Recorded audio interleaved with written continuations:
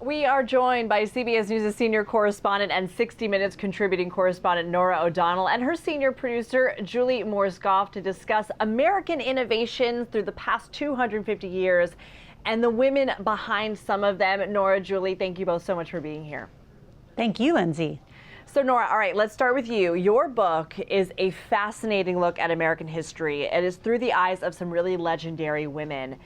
And it doesn't read like a history book at all. It is so captivating. Some of these women absolutely did not get their due. What did you discover about American innovative culture and the impact of women in so many facets of life? You're right. It has been absolutely fascinating because as we celebrate America's birthday and the Declaration of Independence 250 years ago, women played a very important role, not just in the founding of our country, but fighting to make sure that America to this day lives up to the principles that are in the Declaration of Independence. So as Julie and I were going through researching this book, we uncovered so many women that we were not taught about in school. I mean, only 15% of what is taught in school focuses on the achievements and accomplishments of women. That's according to the National Women's History Museum. So in our book, it's all about patriotic women who were change makers, who were revolutionaries, who pushed at every step throughout our country's journey to live up to that important phrase that all men are created equal with certain inalienable rights of life, liberty, and pursuit of happiness. So it reads it's eye-opening, and I hope you fall in love with each of the women in this book. Well, and Julie, the research must have been monumental. I mean, you said that you've devoted the last 3 years of your life to this book, to this topic. Can you break down the process and maybe any moments where just your own mind was completely blown? Because I'm thinking of so many of the women that you profile, but like Patience Level Wright, like, love her. Yeah, she was like a sculptor. She was a mom. She lived a double life as an agent. Like, what? Yeah, I mean, I think there were a lot of moments where Norah and I just called each other and the co-author, Kate, and just said, can you believe this woman? And a lot of times they did all of this. They changed their communities. They changed the country. And a lot of them didn't even have the right to vote. They didn't have the right to have their own credit card. So for us, it was a moment of every moment was mind-blowing. But I think for us, we had this very clear mission, right, to bring these stories to life and to help inspire little girls now. And I think with this book, we do that. And it was a lot of work. We're not gonna, let's tell you the truth on that. It was a lot of work, but are you guys still friends? I think we're closer than ever. Closer. Well, and I think what Julie was saying too, I mean, we were excavating these stories that have been buried in history because women's stories weren't considered important. Women's history has only been a field of study for like the past 30 years. And Patience Level Wright, I mean, you said it, Lindsay. She was living this double life as one of the first ever American sculptors, and then also as a spy during the American Revolution. Part of the spying that she did on King George III and messages that made their way back to others, Benjamin Franklin and George Washington, helped America win the war. And as Julie kept saying when she was finding this research, saying this should be a Paramount Plus series, like we should be able to watch this, because also she would do things like warm the wax for these sculptures in between her legs. Okay. So all right, it's a little risque. This is a family show. Okay. But I will also point out about Patience, it's like a great example of what people didn't expect women to be.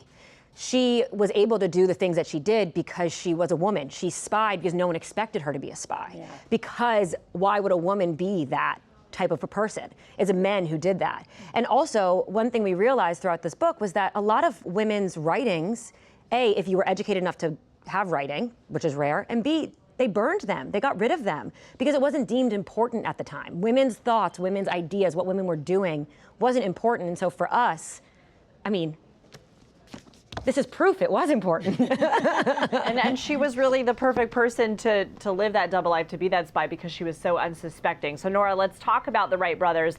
We know so much about them, but you guys write that if their sister, Katherine Wright, had been the third brother, we would all know her name by now. I mean, she was really like the back of the house for their operation. She was a fundraiser. Talk to us about her accomplishments.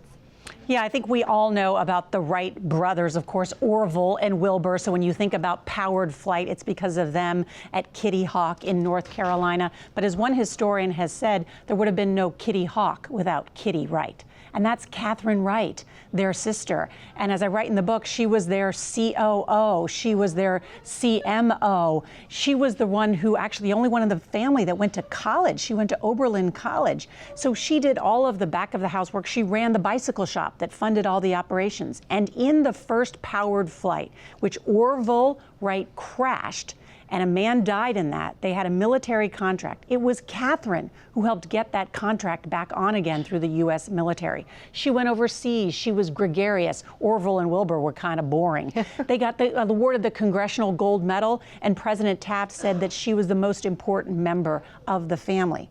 So why don't we know about Katherine Wright? Why don't we know about her? And I think, as Julie has said, every time now she gets on a plane, she thinks of Katherine Wright. She should be part of that story, not just the Wright brothers. It should be the Wright brothers and their amazing, awesome sister, Katherine. Yeah, I mean, we all know this. Women get stuff done. It's just the truth of the matter. So I want to talk about the Declaration of Sentiments, really its innovative approach. How did it help pave the way for the 19th Amendment? This goes to either of you.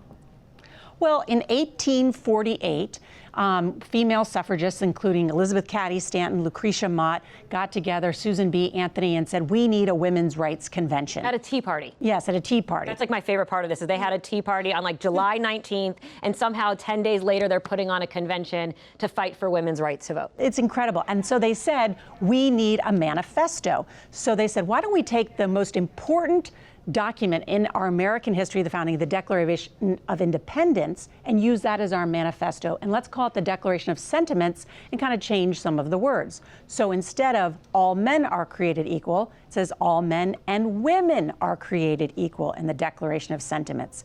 And I have to admit, Lindsey, until we wrote this book, I'd never read the Declaration of Sentiments. And as I write in the book, when I read the 16th, well, there's 16 main points. When I read the 16th point, I actually cried, because there's a phrase in there about men and the tyranny that they lead over women.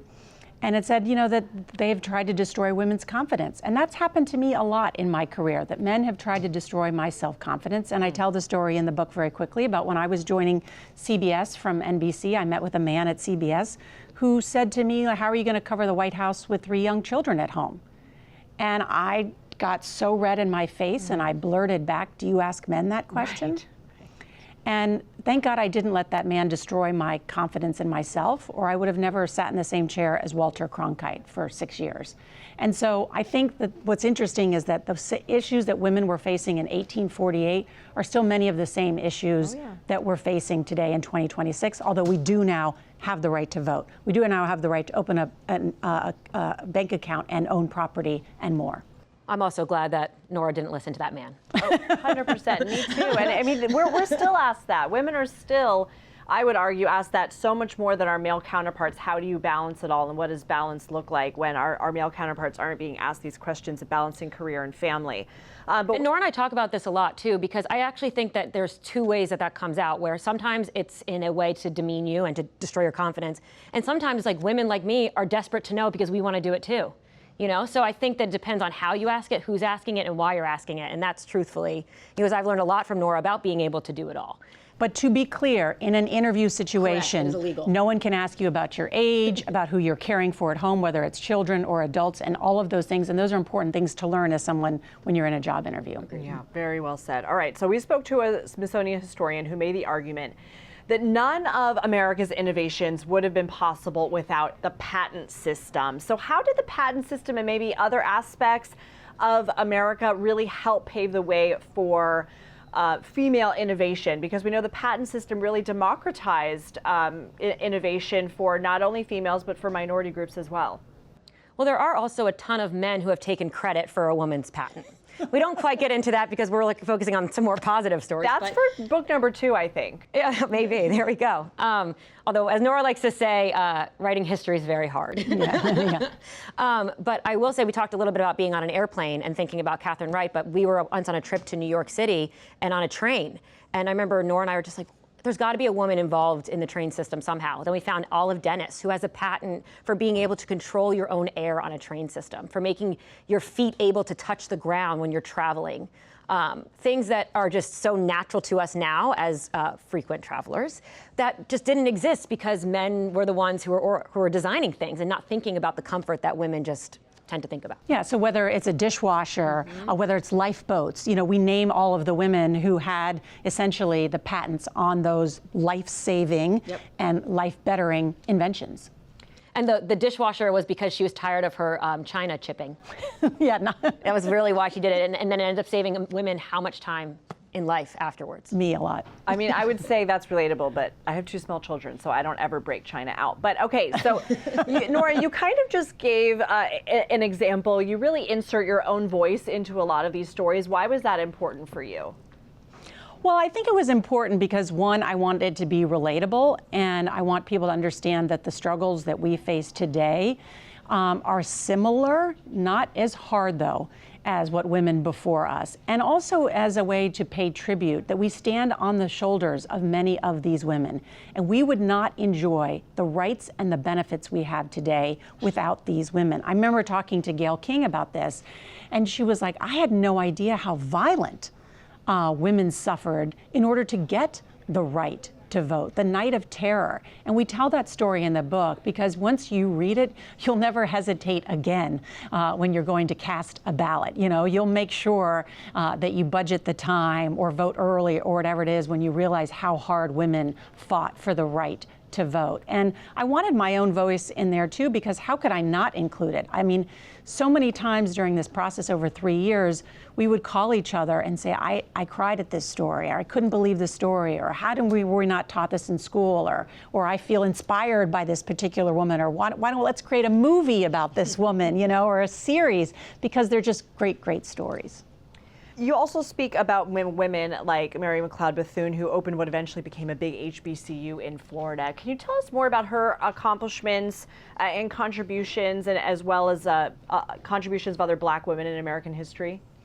Yeah, Lindsay, I'm glad you mentioned Mary McLeod Bethune, because this is one where we really should know her name. I mean, Mary McLeod Bethune, many of these stories we had to unearth, really, from American history. But Mary McLeod Bethune was pretty well known in her time period. A woman who grew up in a cotton plantation in South Carolina. She was born just after the Emancipation Proclamation, the 15th of 17 children. And she went on to get an education and became one of the great educators as America, started a school for young Black girls with $1.50, defended that school when the KKK tried to march on her school, and then winded up being one of Eleanor Roosevelt's best friends. And because of that, she made it into the FDR White House and became the leader of what was the so-called Black Cabinet. She's the reason that Black women served during World War II. If you've seen that incredible Tyler Perry movie, the 6888 Battalion, with Kerry Washington plays the lieutenant colonel there that led that 6888 Battalion during World War II, that made sure all the mail got to our soldiers. Oprah Winfrey plays Mary McLeod Bethune for just like 2 minutes in that movie. But I think she's one of those women who really changed the course of history, modern history, in such a dramatic way. Not just women serving in World War II, but much of the work she did in terms of integrating the military led to the Tuskegee Airmen as well, of course. And then the Bethune-Cookman College still exists in Florida today. There is a big statue of her up on Capitol Hill. Incredible woman. She has one of FDR's canes in that statue. And I just think she's a woman where there should be statues of her all across America and schools named after her all across America. She's one of my now personal heroes. I also love how you've incorporated modern day women like Jamie Kern-Lima of It Cosmetics, Sarah Blakely of Spanx. I mean, these are women who, created empires from nothing just because they saw a problem that needed to be fixed or said, we can do this better. Why was it important for you to include them as part of this look in the history of women in America? Because this is the progress of America, right? So we talk about educational opportunities. So women started going to school and graduating from medical school for the first time in like the 1848, 1850. Now women have crashed through the educational glass ceiling. Now women are getting more college degrees, medical degrees, law degrees than men. That's happened. Then the 1970s was this legal revolution, right, where women were able to, where essentially sex discrimination was outlawed in the 1970s. So many things happened. Well, now we're in the midst of what's going to be a financial revolution. This is where the real power takes hold. And so women now control more than half of the nation's wealth. In the next 2 decades, there's going to be what's called the Great Wealth Transfer. $54 trillion of generational wealth. Women will be the primary beneficiaries of that. I just got the chills myself talking about that. And so now 12% of the world's billionaires are women. And then you have self-made billionaires. Sarah Blakely took $5,000 and created Spanx, sold it for over $1 billion and became the youngest self-made female billionaire in the country in 2012, and now, of course, has her company Sneaks. We talk about Jamie Kern-Lima, also used to be a waitress at Denny's, sold her cosmetics company for $1.2 billion to L'Oreal and became a billionaire, and now has a podcast that I've been on. I recently met her. Incredible, incredible person. Melody Hobson, of course, a financial powerhouse in the finance industry, and there are more. And then you talk about women philanthropists like Lorraine Powell Jobs, Melinda French Gates, Mackenzie Scott. These women are using their wealth and philanthropy to transform America in new ways. And with this new great wealth transfer, there, I think, is going to be a massive financial revolution that translates into a power revolution, and that's what I'm excited about watching in the next 50 years. And experts we've spoken to on that, with the money that women now have, women spend their money in a different way. So their expectation is that women will donate their money to causes like healthcare, to causes like women's healthcare, to the food crisis. Anything, women are spending their money to better society, as a lot of the women in the book did. That's why there's so much hope around this transfer of wealth. Mm-hmm. Well, and for any young girls, but I know, Norah, you have not only 2 daughters, but you also have a son. What do you hope they get away from this book? Because I don't think that it should just be a book about women for women, but everybody should read it. Yeah, my 19-year-old son, when he cracked it open, he said, "Mom, there's so many primary sources in here. This is excellent." And I was like, "Thank you, that was Julie." You recognize my work. Yeah. So, and that was really important too, because this is not a book about opinion. This is a book that is a historical book with the record is clear. And so what I want us is to learn our nation's history. I think I learned history through a bunch of numbers in school. I didn't learn them through people. And actually, you fall in love with history by learning about people. And the story is that America is a pretty awesome place. And our founding documents have guided us for 250 years through the very worst, through wars, world wars, through civil wars, through a fight for civil rights and women's rights and more. And those words in the Declaration of Independence have guided this country and kept this country a beacon of hope around the world, why so many people want to come and live here in America. And I know that that will continue. But I do want my children to know these stories because they're important to understand our country's history and how hard people fought for freedom and independence and values and morals that our country was founded on. And at the end of the day, that gives me great hope. And while I love a good barbecue on the 4th of July, love me some hot dogs and a pool party. Yes. Julie loves hot dogs too. That's why we're good buddies. In addition to loving working together. It's also really important that when we raise that flag and celebrate those fireworks to just remember how hard women fought. They are not a footnote in American history. They're at the forefront of all these great struggles. And it's been so rewarding too. I don't know if you feel this way too, Norah, but the people who come up to us and say, "I got my grandkid this book. I read this to my 1-year-old who clearly is not understanding what you're saying yet." But the hunger for women's stories, I think, should bring us all hope right now. And now they have a really great book, and biased, but really great book that breaks history into a way that's enjoyable. Yeah. And something that I wish I had read when I was in school. Me too. Me too. Well, you created what you wish that you had. Norah O'Donnell and Julie Morse Goff, thank you both so much. Thank you, Lindsay. Happy 4th of July and America 250.